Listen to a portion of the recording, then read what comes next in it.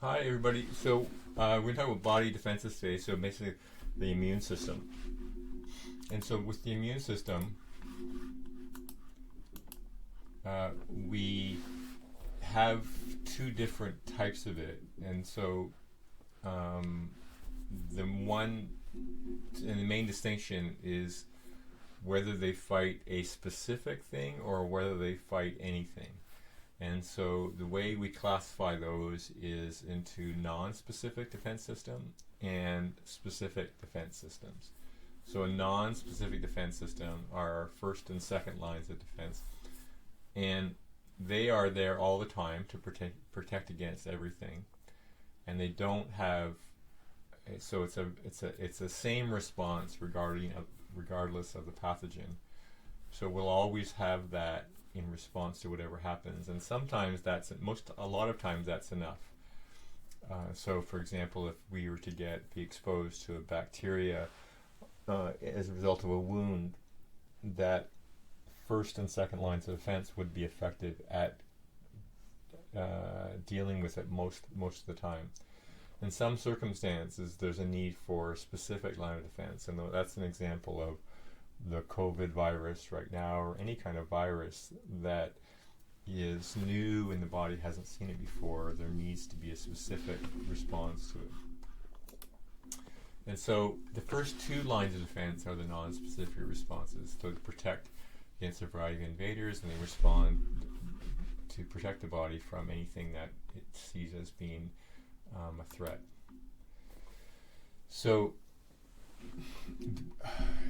the immune system, it would be what we think of antibodies or a vaccine. We're looking at the specific defense system. So those are things we'll talk about in related to the specific defense system. The non-specific defense system, the first line of defense is just body coverings, and we'll talk about that. And the second line of defense is specialized immune cells and the inflammatory process that are produced. So when we look at the first line of defense, we talked about this in pathology a little bit, the idea of these three layers of the skin and having really creating a lining to protect all of our organs from the outside. And the three layers, the epidermis, the dermis, and the connective tissue below it, have a very sophisticated response to keep all the things we have inside, like blood and all our organs. It protects it that way in terms of not being exposed to outside elements. And then it also has a particular ability to kill things that may be threats. So even before, if it's not cut, that means that it's a physical barrier to foreign material, so things just can't get inside. So we can have we as an organism are able to have a complete system that isn't affected by the outside world. The skin may be an example, but the skin has an acid coating to it, a slightly acidic element to it, so meaning that the pH is lower than normal. So it means that things that are vulnerable to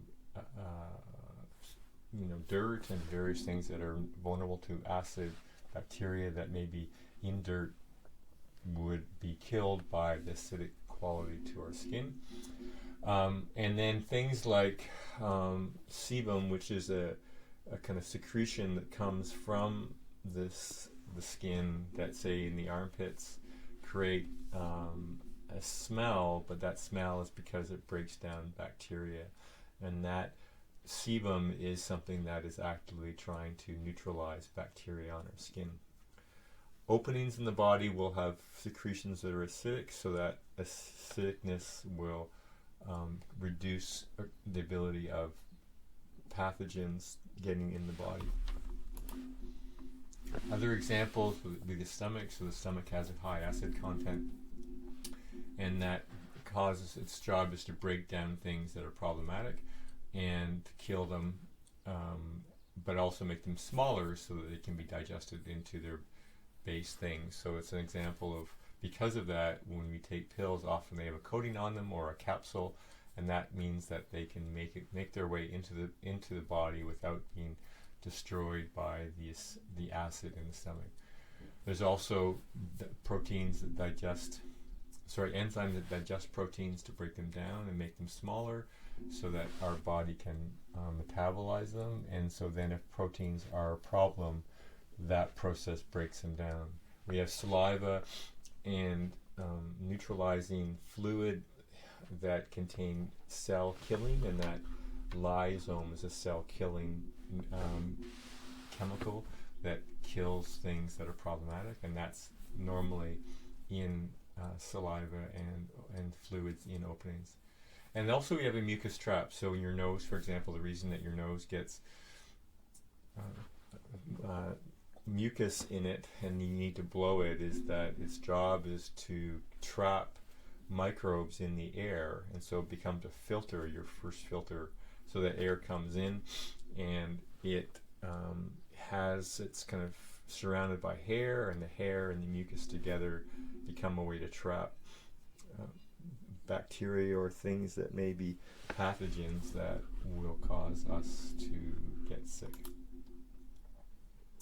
We have specialized cells that these are types of white blood cells that we talked about last week that are not specialized for everything, but anything, but will engulf material that's foreign. But it won't have a specific response to a particular thing, but we'll be able to recognize things that are foreign and kill it. And so this picture shows this 5-step process where the microbe starts here, and in the end it's broken down into pieces that are not harmful. So this lysosome, which is a poison of some sort, helps to break it down and then creates a smaller, less threatening materials that can be reabsorbed. So then we also have natural killer cells. They don't engulf the same way, but they can attack the membrane and then create changes in the cell that make it dysfunctional. So we also have the inflammatory process that we've talked about already a little bit, and then these are things that that's where I think it's cool to think about inflammation as being a positive thing, is it's a way to fight off a problem. And so things that may cause problems are attacked. And so we often think about inflammation as being something that is threatening and is disease state, but really it's a body response to something. And so, and a lot of times that is all that's needed to be able to solve the problem. And so in that, the redness comes from extra blood flow to the area, the heat with extra blood flow to the area, swelling, all the exudates of the chemicals that come to the area, and the pain is the alarm system. But these chain of events are really in response to the noticing of an invader that's coming in and an effort to neutralize it, to stop it from occurring. And so this is self-explanatory, and this is the picture I think I've showed you before, but if not, we have some sort of agent here. This is an idea of, we're going to talk about this next week a little bit with tissue repair, but we have a cut here on glass, so that becomes, then at that point our protective layer of the skin is kind of compromised, and so then there's a need for other chemicals to try and neutralize things, or bacteria that may be on the surface of the glass or in the air that can get into our bloodstream at that point. And there becomes all these responses that come in response to that initial injury. And so then as a result of that, we have pain, heat, swelling, and redness. But they're all functional in order to deal with the threat that happens with it. Well, we have other ways that are in the second line of defense, other things that happen. So one of them is, and again, these are still non-specific, so they happen in response to any pathogen that comes in. So this is something called the complement proteins, and this image here is of a cell wall of a membrane, of a pathogen. So say a bacteria. Bacteria is a cell, and it has a cell wall. And these proteins are very, very small relative to the cell wall. We know that a bacteria is really small, so we're talking microscopic.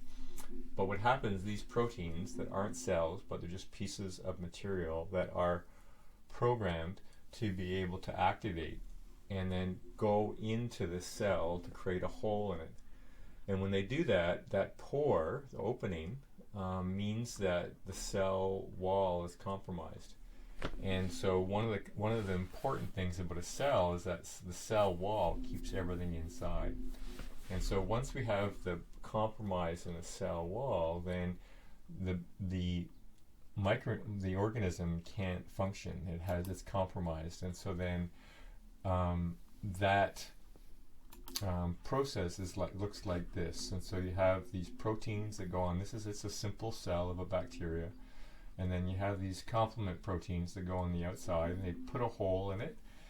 And then as a result of that, fluids and salts, because they're surrounded inside your body in a sea of plasma and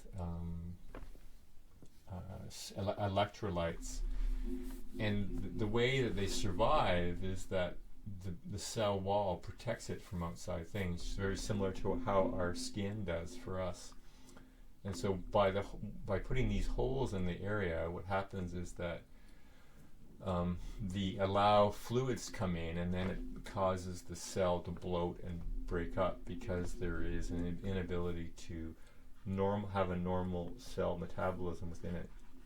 So that's kind of the complement system works. And this, again, it's a non-specific response. So this happens in response to not a specific bacteria, but to any bacteria that comes in that's a problem.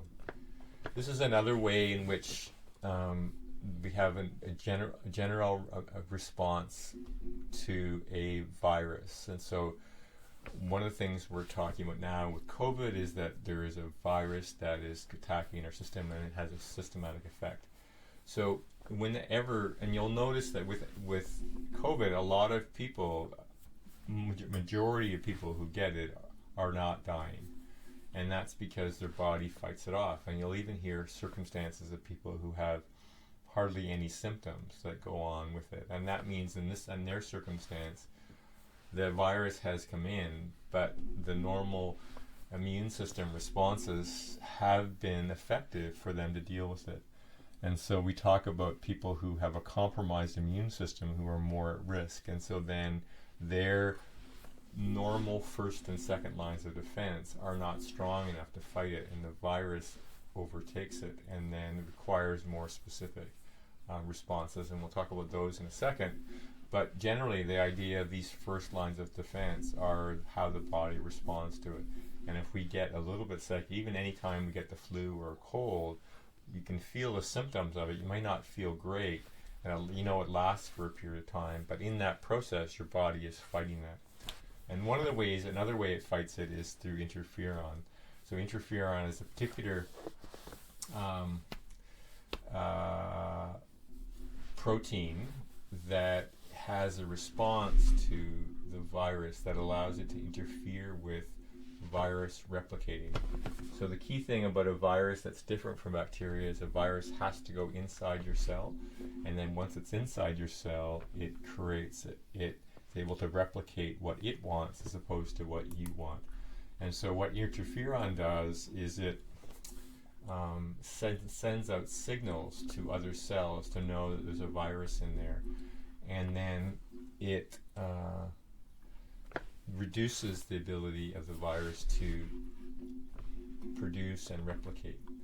And so the idea of a virus being able to replicate, and we'll talk a little bit about this in the lecture, about what happens now with the current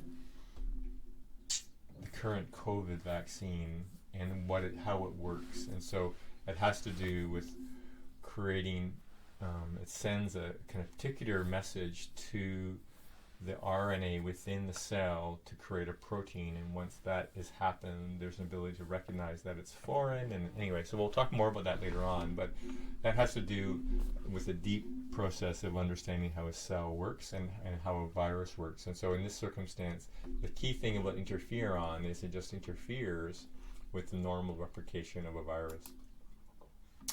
So fever, you're aware of that, and this is a way in which our body sets a high temperature And this is done through these things called pyrogens that are signalers, chemicals that come out that we talked about the idea of chemoreceptors, chemical receptors in the body, and so the chemoreceptors recognize these things called pyrogens.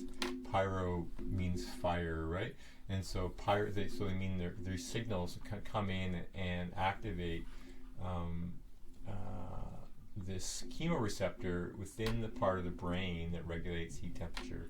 So that part of the brain is the hypothalamus, and in response to that, our body lifts up the temperature of us, so we get warmer than we're used to. And the cool thing about that is that with the higher temperatures, we make it more difficult for bacteria to replicate, because there's less of the things that it needs to replicate, mainly iron and zinc. But it also increases the function of other chemicals like interferon. So that idea of fever as being a useful process to try and get rid of or fight that process. So it tends to be generally time limited in terms of it'll last for a period of time and then it goes through. We have medications to reduce fever, but in reality, fever is a functional tool. And so provided that your body's healthy and you're able to fight the virus or the pathogen, and you're not able, it doesn't overwhelm you, fever becomes a useful process in as a process of a response to a problem. So when you get into, so we've talked about the first two lines of defense, and so those are non-specific. So now we're going to talk about the specific line of defense, and then we think of that as the third line of defense, and that's kind of where we get into things like the response to the COVID virus. And so when we talk about an antigen, I mentioned a little bit last week the idea of an antigen, what an antigen is, and all it is a protein, but it's a foreign protein in this circumstance. And so the body hasn't seen it before and doesn't know what to do with it. And so then it's able to run amok by killing things or taking over things. But once, what happens through that process, and that's why whenever you're exposed to a virus for the first time, it has a very high energy response from your body, and your body has to fight it really hard. But it also speaks to the value of vaccines. So the beauty of a vaccine is it tricks your body into thinking that it's seen it before, and it prepares a response. So then when you get the virus coming in, your body has a mechanism to fight it, and it fights it much more quickly.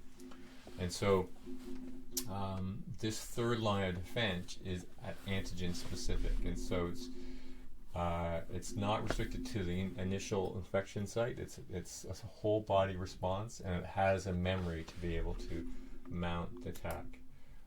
So then in this, there's two main types: the humoral and the cellular. And so when we talk about the humoral, that's primarily the ability to create antibodies for a virus, and so that's the one we're probably most familiar with. And so then that's the first way in which a vaccine is helpful. It kind of exposes your body to the virus, and then your body creates this antibody response that's able to fight it when it comes through, and there's cells that produce chemicals for defense. And then cellular immunity is living cells who attack this problem specifically. So humoral refers to blood. So this means that the antibodies are in your blood, and they're produced by plasma cells that make this abundant. So then they flow through your blood. And cellular immunity is a particular type of immunity that happens through particular cells that fight the virus. So antigen, the non-self antigen, is really are just foreign proteins or things that are problematic, microorganisms. These are things that are proteins of that are problematic. So if we have a virus that comes in, and our body breaks it down. They'll kind of begin to recognize it because it has unique proteins in it, or antigens. And so, in terms of COVID, we talk about the spiky proteins. If you ever look at the image of the COVID, you'll see these spikes on the outside, and those are examples of antigens. And so, because they're unique, they need a unique response, and that's what the specific response system does. So we talked about self-antigens, and so another example of that would be the blood cells that we talked about in last week in the blood lecture, and the idea that if you have a type A blood, that means that antigen, that type A antigen, is on your blood, and your body has antibodies for it because it's familiar with it. So those are self-antigens that are not problematic. And so we need to have, when we're exposed to new types of tissue, we have to be clear that our body doesn't see it as foreign. So there becomes this is a kind of a serious way in which organ transplants become restricted. So if somebody has a different type of blood, or the tissue body sees it as foreign, it might reject it, and becomes a problem for organ donation. So if we go back to this humoral response, this antibody response is really come from the B cells. These are particular types of lymphocytes. That the B stands for bone, and the bone is where they're located. And so these B lymphocytes have specific receptors that bind to an antigen that create a large number of clones that are produced. And so this little video is a cute little video that gives you an example of the way in which,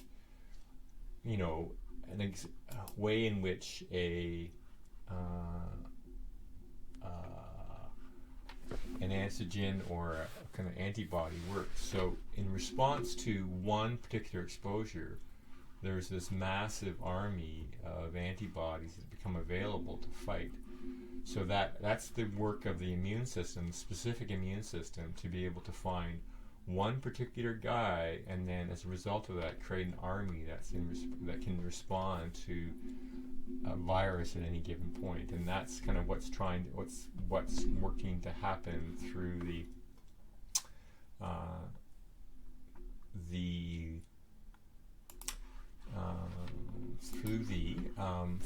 specific immune system. So, and with the vaccine, so for COVID, the idea then, so if once the vaccine is taken, your body gets exposed to, with the B lymphocyte, gets exposed to the specific antigen within it, and then as a result of that, that is able to create all these clones that are antibodies that go out and produce it, and the clones get distributed throughout the blood, and that makes it available to fight it everywhere.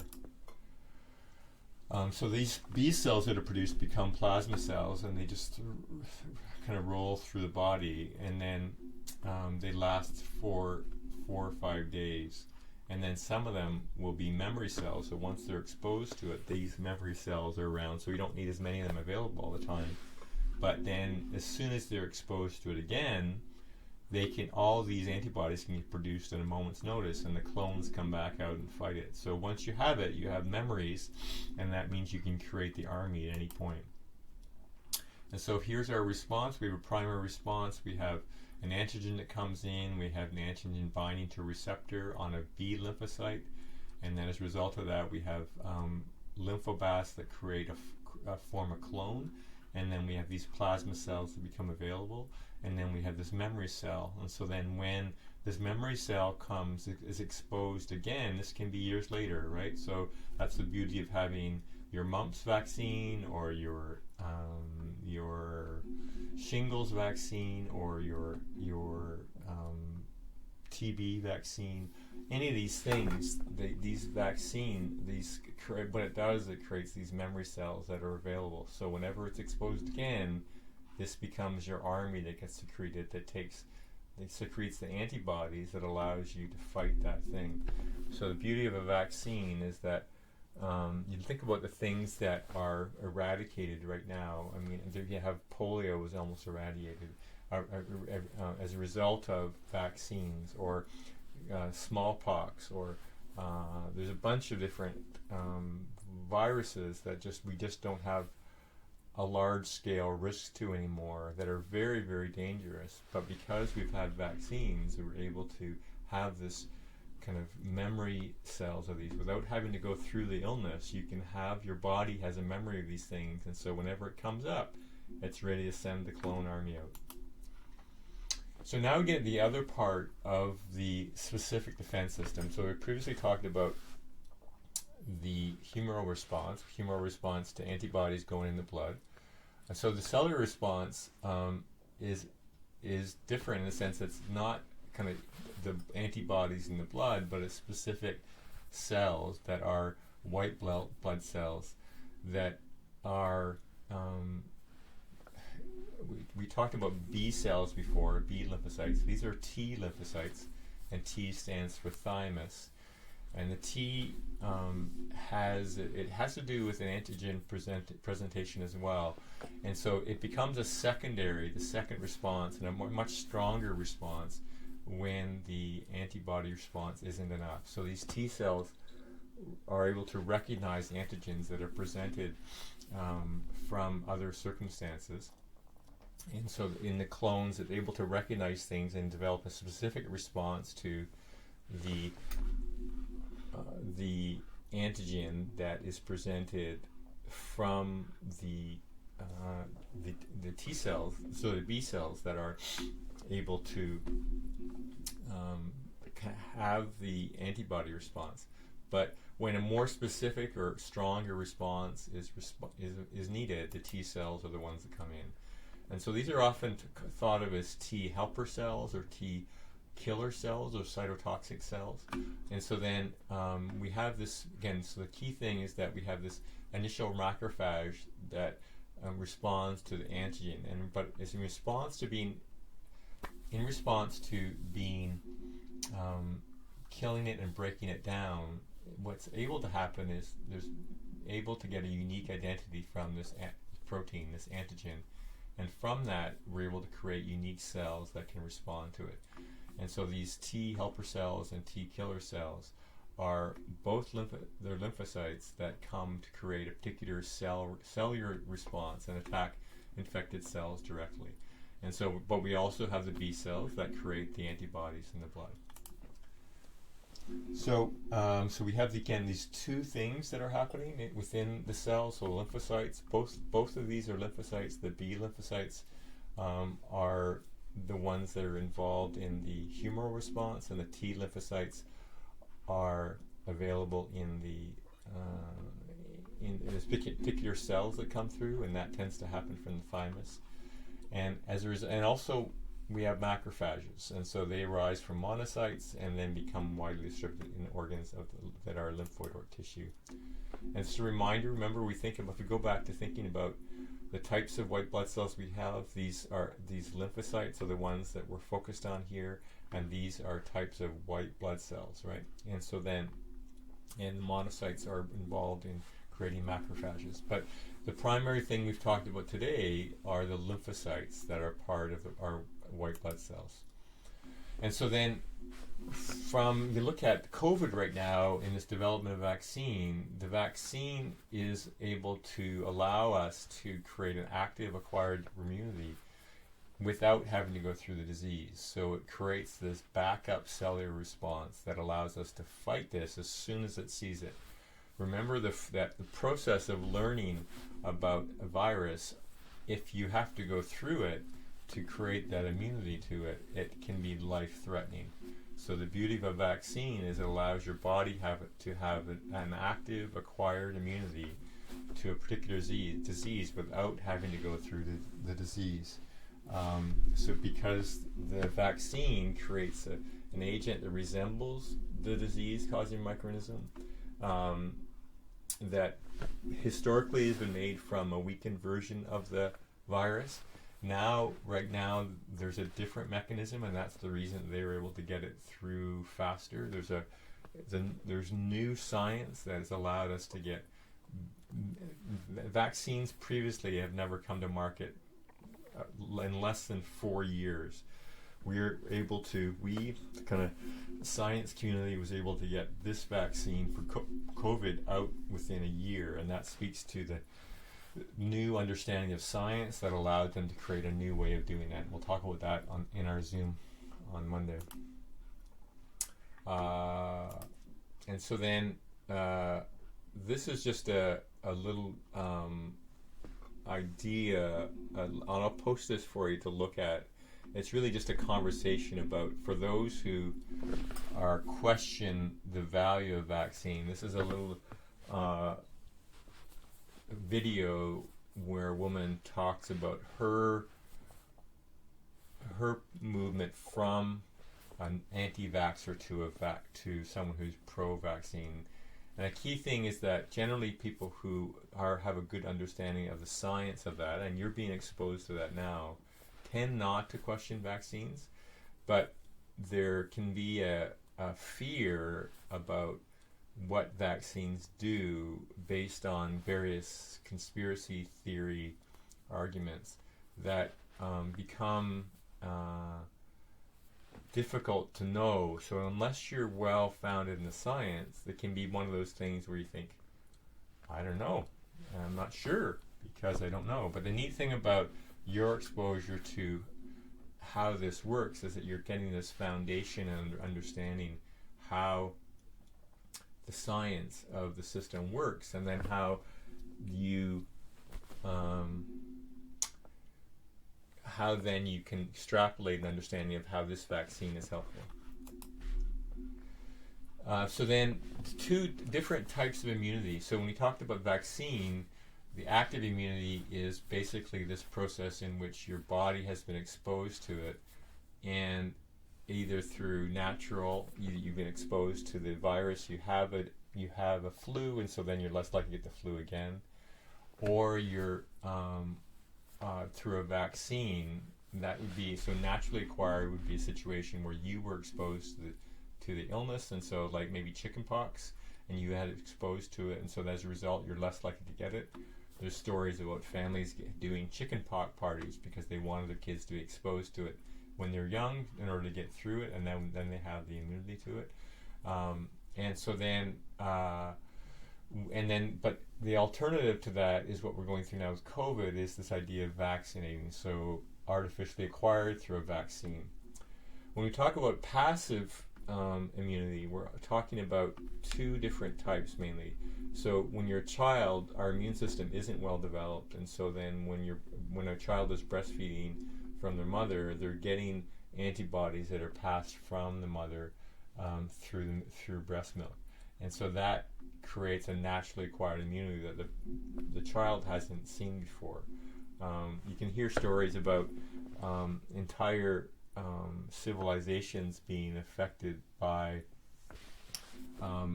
people coming in who had developed had developed immunity to it, and were carriers of bacteria or viruses that other cultures haven't had before, and it caused a wide-scale sickness. So that's really a big part of what happened with Native Canadians or Americans when new people came to the country. They had been carriers of diseases, but they had immunity to it, and so but the natives hadn't been exposed to it, and so then it created a lot of sickness and death.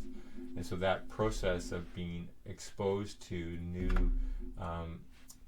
new viruses to a new population created a large-scale problem for one group but not the other. And so that's an example of the one group having had been exposed to it and carried immunity to it, but then brought it with them, and other people were not able to do it, carried as well. So with the another version of passive artificially acquired is taking people's antibodies in their blood and giving that to people. So you found that was being done in the early stages of COVID when there wasn't a vaccine available yet. There was experimenting with giving people the gamma globulin of people who were exposed to it in order to see if that would help people who were currently dealing with it. So that, I think, covered it. One of the things that, just in terms of a side bit here, in terms of allergies are an immune response that happens, and so they, as in response to happenings, which are incomplete antigens that we're exposed to, but they link up with our own proteins, and then as a result of that, our body kind of responds to that with an immune response. And so then this can happen at different stages of our life. You can be not allergic to things at one point, but then get allergic later on. And so for hay fever, for example, or pets, and so then that immune response, in response to that part of our protein that mixed with that part of the protein from the other molecule, maybe pet hair or something, creates an immune response that's harmful because it attacks their own cells. So here, example of cat dandruff that creates a kind of a protein that attaches to our cells that becomes allergic to for this individual here. Great.